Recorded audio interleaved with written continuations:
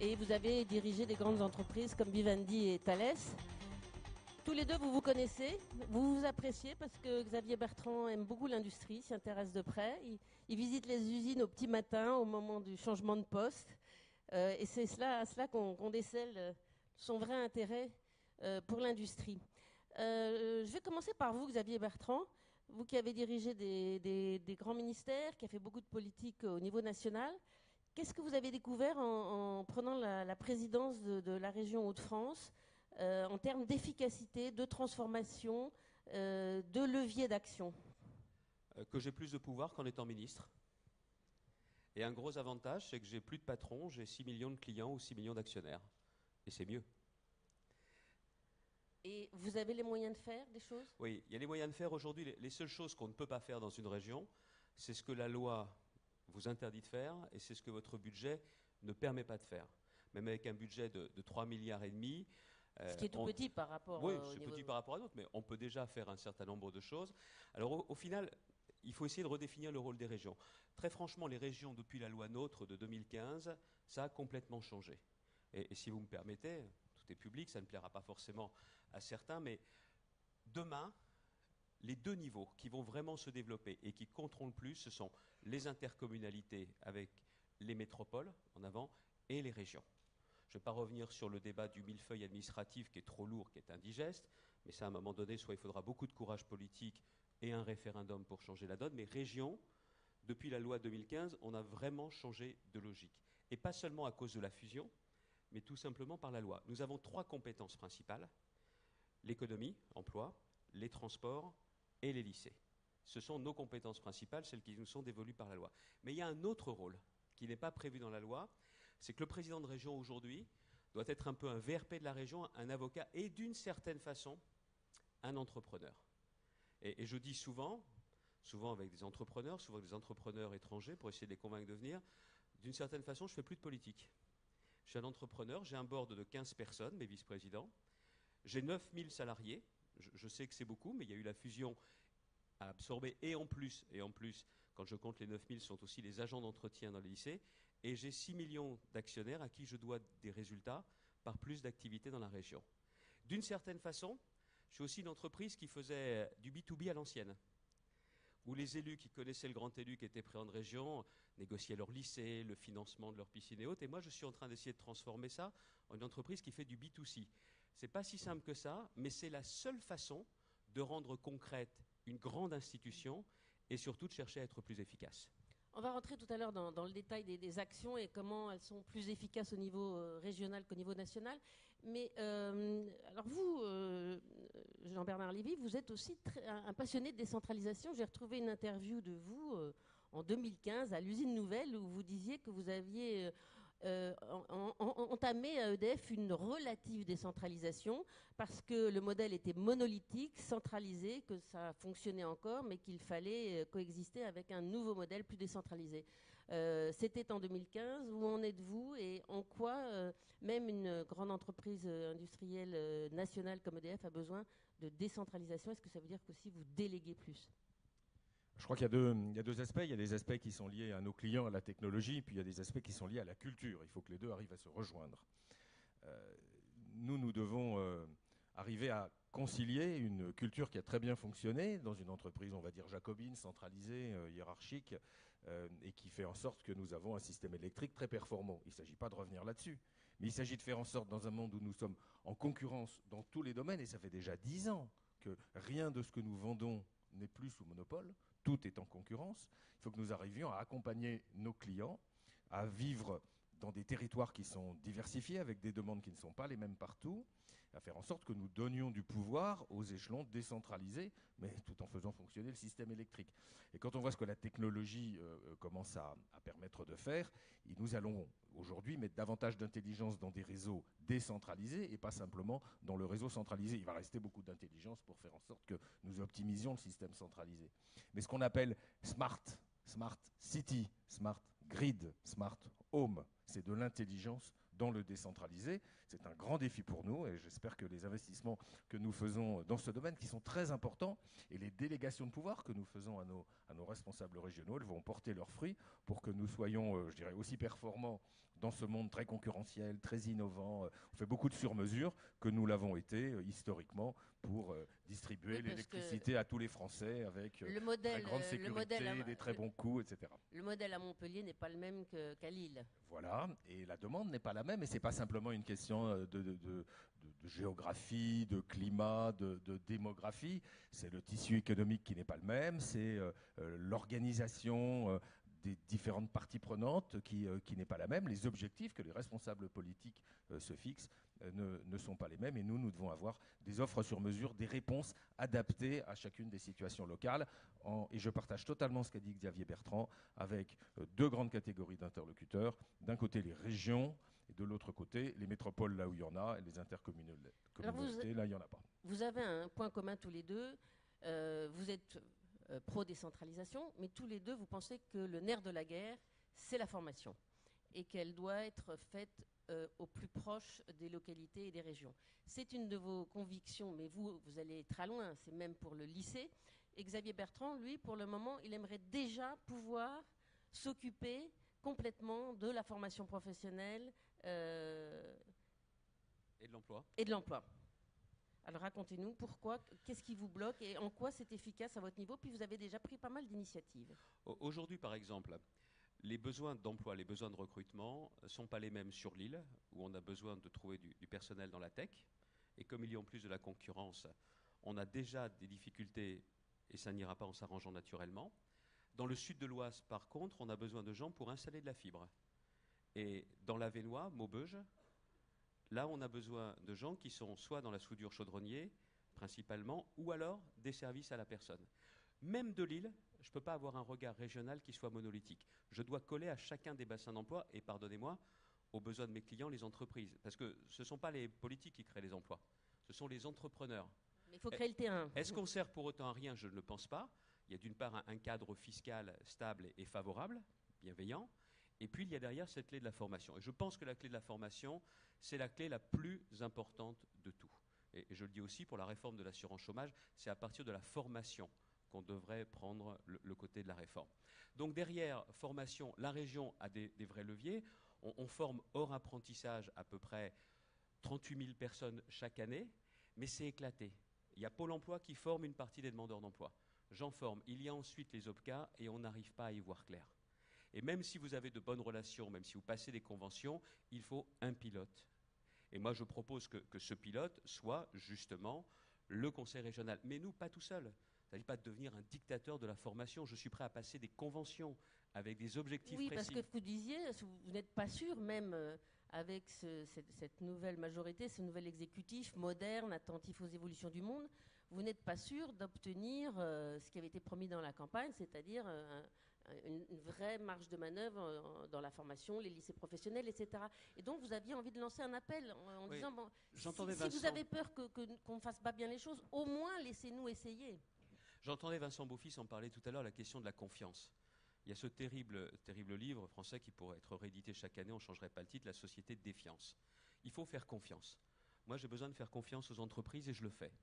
On a besoin aussi de faire confiance au public pour qu'il y ait des partenariats, collectivités locales, État. Mais en sens inverse, et je le dis, le président de la République, je ne suis pas sûr qu'il nous écoute, faites-nous confiance. Les élus locaux, les présidents de région ne sont pas des dinosaures d'un ancien monde qui sont des conservateurs, qui défendent des bastions. On sait que derrière, il y a des entrepreneurs, il y a des gens. Et derrière, j'ai besoin d'efficacité. Et pour être plus efficace, je pense qu'aujourd'hui, les régions sont capables de l'être plus. Donc sur la formation et l'emploi, donnez-nous la main.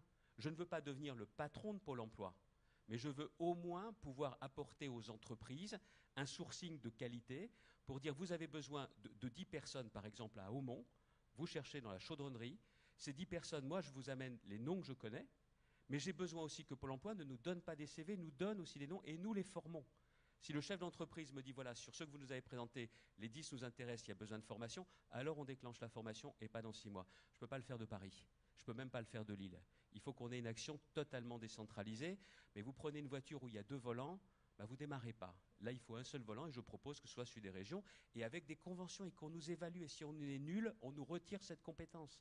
Comprenez bien, aujourd'hui, l'État, quels que soient les gouvernements, l'argent ne coulera plus jamais à flot. Je ne suis pas un mendiant. Je ne suis pas une pleureuse, je ne demande pas d'argent en plus. Je demande tout simplement des libertés en plus dans les compétences qui sont celles de la loi pour de l'efficacité, rien d'autre. Jean-Bernard Lévy, vous nous aviez dit l'année dernière, déjà à notre sommet, qu'il fallait déconcentrer l'éducation nationale. Quelle est votre vision sur ce sujet? Bon, je vais dire de façon un peu provocatrice, peut-être aussi par rapport à ce que j'ai fait dans une de mes responsabilités précédentes, qu'on a depuis longtemps donné aux régions la responsabilité des tuyaux. Il faudrait aussi leur donner la responsabilité des contenus, en tout cas un petit peu plus. Mais est-ce que c'est vraiment plus efficace? Bon, en tout cas, nous, on souhaite travailler dans le local parce que les besoins sont très diversifiés. On essaye de mettre en place avec ceux qui le souhaitent des CFA, nous-mêmes, de façon à orienter le plus possible la rencontre entre les jeunes qui sont dans le système scolaire et puis les besoins. Moi, j'aimerais que l'éducation nationale, qui est toujours nationale, hein, je ne sais pas pourquoi d'ailleurs, dans tous ces domaines, que l'éducation nationale se préoccupe, bien sûr, de la transmission des savoirs, mais je pense qu'elle ne fait principalement que ça, qu'elle se préoccupe de façon plus équilibrée aussi de la formation à un emploi, la formation à un métier, formation qualifiante. Et nous jouons un rôle important. Nous avons pris des engagements, l'engagement que 5% de nos salariés soient sous contrat d'apprentissage, l'engagement que 25% de ceux qui sont apprentis chez EDF rentrent chez EDF, quand bien même nous sommes en train de réduire assez rapidement les effectifs, et les autres, nous les aidons avec nos fournisseurs à trouver du travail chez nos fournisseurs dans un accompagnement très, très décentralisé.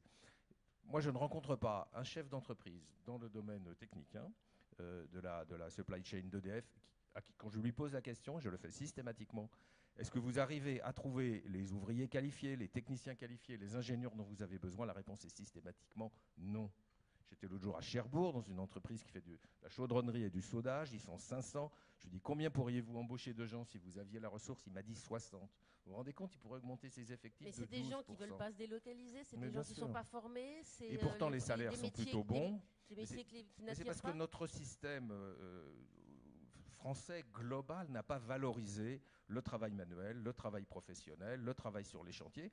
C'est pas toujours facile, hein. Il faut être quelquefois dehors, et on n'est pas nécessairement à un bureau bien assis, on est quelquefois dans des positions plus difficiles, on est mieux rémunéré.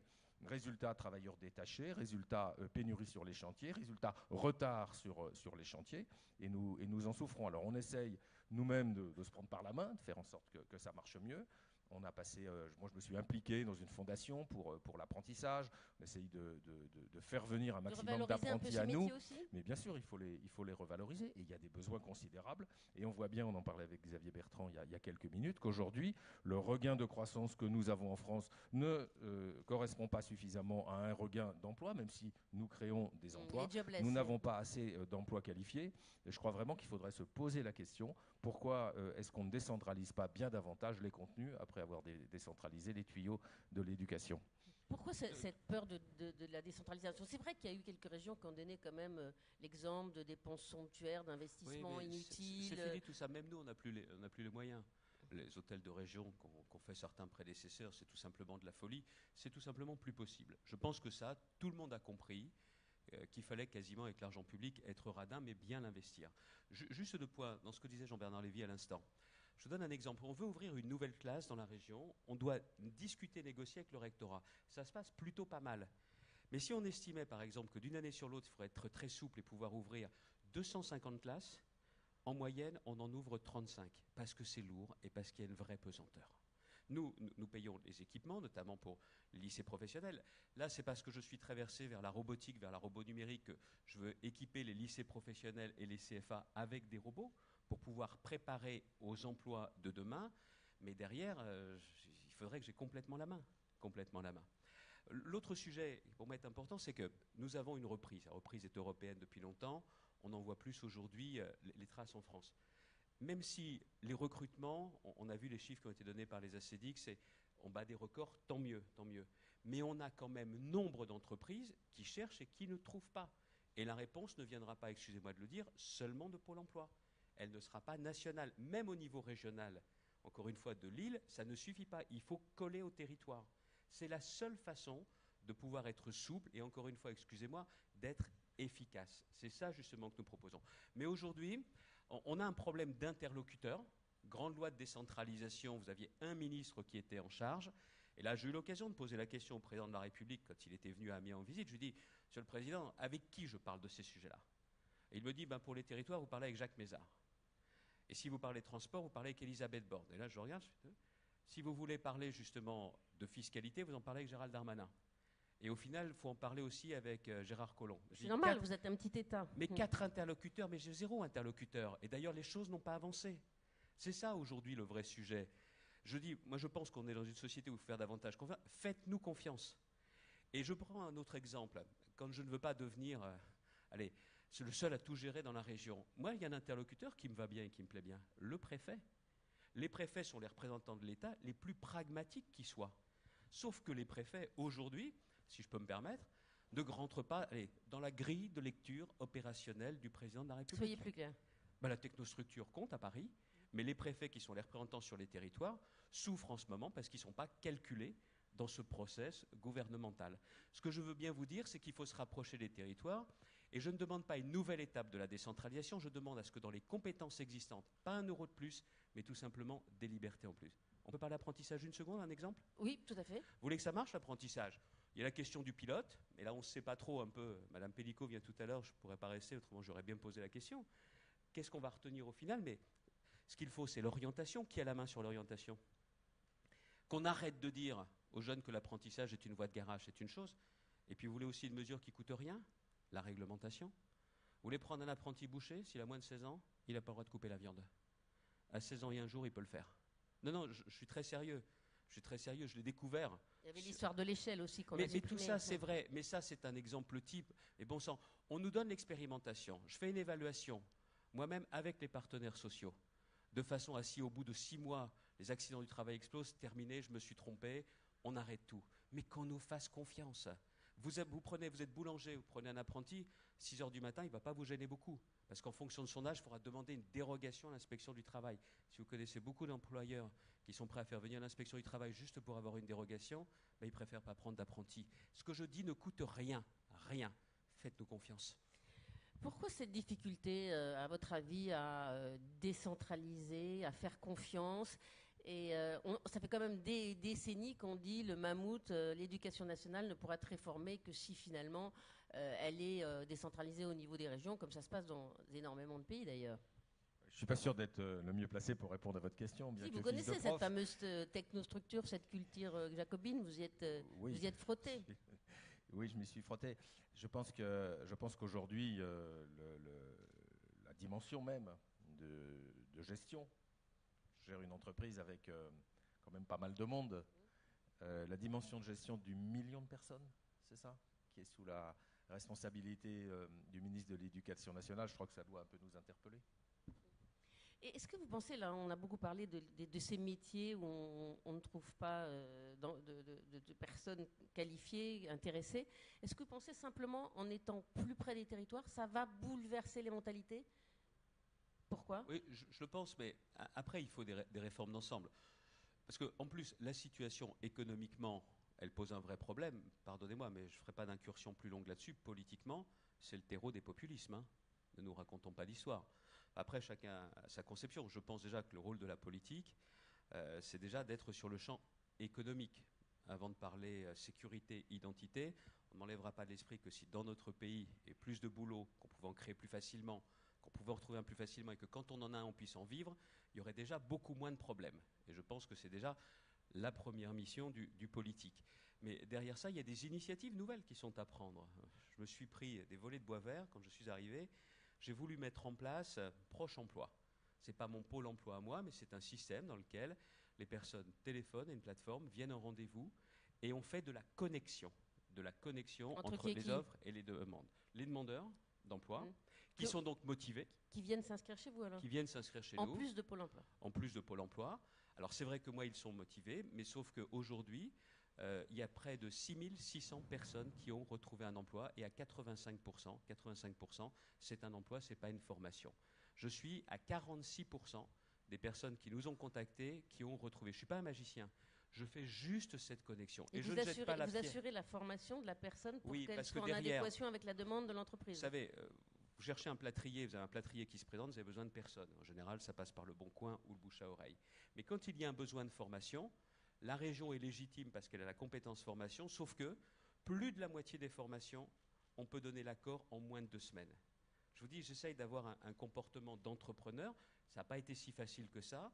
45%, ça veut donc dire que j'ai 55% des gens qui n'ont pas encore trouvé et j'en suis redevable de résultats.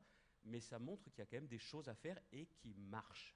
Mais à l'heure d'Internet, est-ce que ça ne se fait pas quand même sur les plateformes? On discutait l'autre jour avec le patron de Pôle emploi qui nous disait que quand même à 80%, les gens sont renvoyés sur des plateformes, ils gèrent eux-mêmes. Alors évidemment, ceux qui sont sortis depuis longtemps de l'emploi ont besoin d'une rencontre physique, d'un accompagnement, etc. Mais est-ce que 80% des choses ne se font pas justement sur ces plateformes, souvent privées d'ailleurs? Je vous donne un exemple. On a, nous, réussi à collecter les offres d'emploi de différentes plateformes et de différents acteurs, dont Pôle emploi. On a, au moment où je vous parle, à peu près 15 000 offres d'emploi recensées sur le site de la région. D'un mois sur l'autre, ça ne baisse pas mécaniquement, automatiquement et de façon spectaculaire. Parce que c'est plus complexe que ça, vous l'avez dit. Il y a la question des aides à la mobilité, il y a des questions des aides à la garde d'enfants. J'ai pris une initiative qui avait fait sourire aussi à un moment donné. C'est que vous avez des demandeurs d'emploi qui habitent en milieu rural. Si on leur propose un emploi et qu'ils n'ont plus de voiture, il y a beaucoup de gens qui n'ont plus de voiture parce qu'ils n'ont plus les moyens de faire face aux frais, nous mettons à disposition une voiture pendant la période d'essai gratuitement. Après la période d'essai, ils sont pris, ils s'en payent une. Cette opération-là, elle a apporté des solutions à des dizaines et des dizaines de personnes. C'est symbolique peut-être, mais ça montre qu'il y a des micro-solutions à trouver, même au niveau d'une région de 6 millions d'habitants. Parfois, la politique, c'est du bon bricolage et du bon sens. Oui, je crois que l'entreprise aussi. Vous parliez des plateformes. On s'est aperçu que LinkedIn, ce n'est pas une plateforme d'EDF, hein. Mais on trouve dans LinkedIn, sur les dizaines de milliers de salariés d'EDF qui se sont inscrits, plein d'informations qui nous sont extrêmement utiles en matière de gestion de nos ressources humaines. Donc il faut aussi savoir. C'est-à-dire, par exemple la façon dont les gens s'expriment, la façon dont les gens se présentent, la façon dont...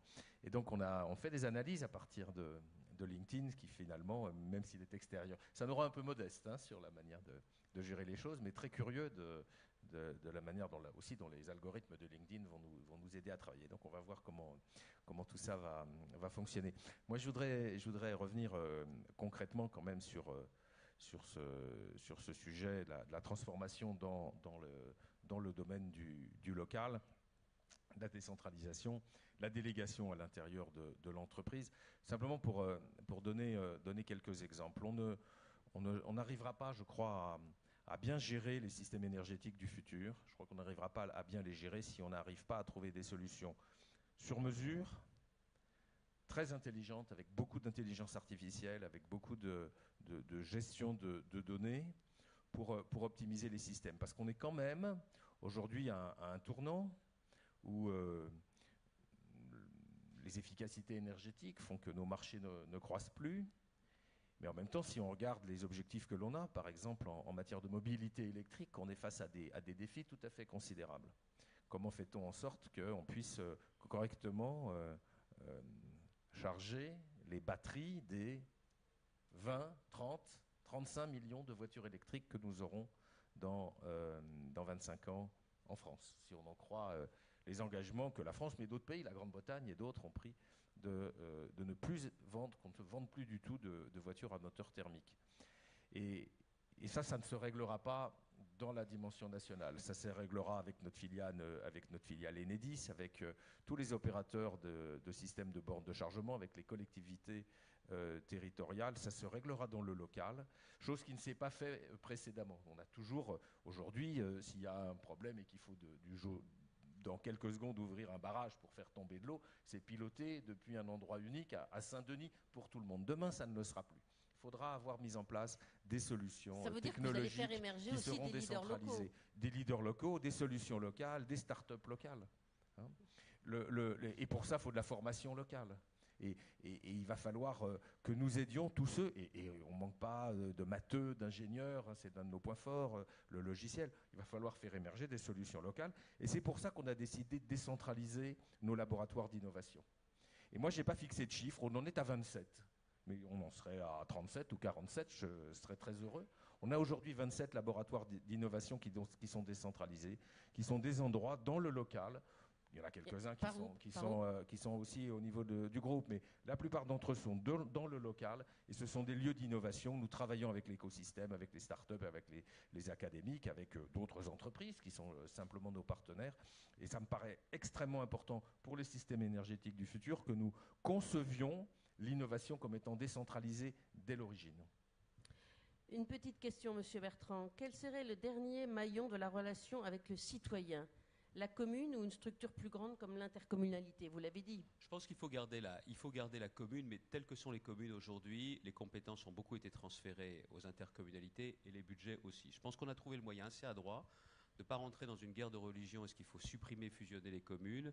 Et de toute façon, il n'y a aucune commune aujourd'hui qui peut encore penser qu'elle peut se débrouiller seule. Je pense que le sujet est en train vraiment de se régler. Et d'autre part, le maillage territorial, on dit à beaucoup de petites communes, elle ne nous coûte pas. C'est bien souvent l'intercommunalité, quand elle a créé une couche supplémentaire au millefeuille, qui est venue s'additionner. Mais la commune de 200 habitants, regardez bien les frais qu'elle a, c'est pas elle qui coûte. Non, le vrai sujet, je pense que c'est la recherche, pardonnez-moi, de l'efficacité. Et je vais vous dire pourquoi j'en parle si souvent, c'est qu'à la fin de la campagne des régionales, j'avais une rencontre avec les chefs d'entreprise. C'était compliqué pendant cette campagne, parce que c'était marqué politicien sur mon front. Donc, j'avais été ministre, donc j'étais porteur de toutes les insuffisances, toutes les errances de la politique pendant longtemps. Et à la fin, il y en a un qui me dit « Ouais, d'accord, on vous a écouté, mais moi j'en ai marre de dire que les politiques sont brillants, j'aimerais dire qu'ils sont efficaces. » Et ça m'a renvoyé à l'action d'entrepreneur qui était la mienne. Et je pense qu'aujourd'hui, tous les grands discours, tout l'art oratoire, je dis souvent, méfiez-vous des discours, moi je me méfie même des miens, il faut justement être dans les process, rechercher cette efficacité maximum. Et je suis persuadé aujourd'hui que c'est au plus près des territoires, comme l'a dit Jean-Bernard, qu'on est aujourd'hui capable de... Alors Nous allons signer des conventions avec EDF. Pourquoi? Parce que, par exemple, je ne suis pas le ministre de l'énergie, mais le mix énergétique sur ma région, j'estime que j'ai quand même le droit d'avoir un regard et une vision, et de dire que je veux travailler dans le sens que travaille EDF avec moi. Alors, justement, en question de vision régionale, locale, il y a une question très intéressante de quelqu'un qui dit adapter la formation au bassin d'emploi, c'est bien. Mais est-ce que vous savez vraiment quels seront les besoins dans 3 ou 5 ans? Est-ce que vous savez mieux qu'au niveau national? Parce que c'est la peur aussi d'un certain nombre de personnes qui réfléchissent à ce sujet, c'est que vous allez vous embarquer dans une formation qui peut-être dans 5 ans... voilà. Alors si les formations ne sont pas assez généralistes, ben, les gamins derrière... voilà. C'est une très bonne question qui me turlupine. Excellent. Parce que moi j'ai un besoin d'être efficace à très court terme. Il y a la reprise, on cherche quelqu'un, là, dans les 2 mois, il faut trouver. Ensuite, j'ai une réflexion à 3 ou 5 ans. Et là, j'essaye de discuter avec les branches au niveau régional, mais c'est plus facile de le faire avec les branches au niveau national pour nous dire, c'est pas contractuel, dites-nous normalement ce que ça devrait être. Et après, j'ai une réflexion à beaucoup plus long terme. Nous allons organiser dans la région, premier semestre 2018, toute une grande conférence sur c'est quoi les métiers de demain? Parce qu'on en a parlé à l'instant. La robotique, la robonumérique peuvent être créateurs d'emplois en France, si on investit complètement la filière. Mais il y a quelque chose qui va être beaucoup plus destructeur d'emplois ou transformateur d'emplois, c'est la question de l'intelligence artificielle. Ne cherchez pas à tout éteindre pour vous dire on va s'en passer, c'est là. Mais là, ce sont les cols blancs qui vont être touchés. Et le rôle des politiques n'est pas de pleurer en disant ça va être terrible, n'est pas de dire il faut tout arrêter, c'est tout simplement d'envisager la transformation. Et là, s'il y avait cette réflexion au niveau national, c'est bien, mais en tout cas, moi, je l'aurais au niveau régional. Jean-Bernard Lévy, une conclusion là-dessus? Est-ce qu'on anticipe mieux au niveau local qu'au niveau national? J'en doute pas un instant. Ah bon? Mais vraiment, on peut faire des statistiques nationales, mais on va peut-être additionner les erreurs autant qu'additionner les certitudes.